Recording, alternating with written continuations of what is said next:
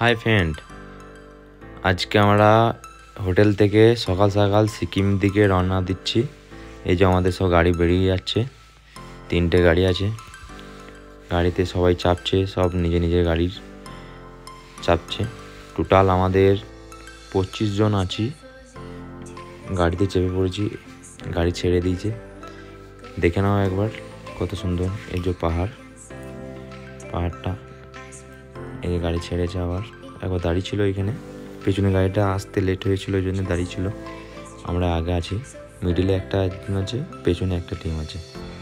পাহাড়টা দেখো, ঠিক মতন ভিডিও তুলতে পারিনি, গাড়ি আসছে তো বারবার, ওই জন্য ঠিক মতন ভিডিও তুলতে পারিনি।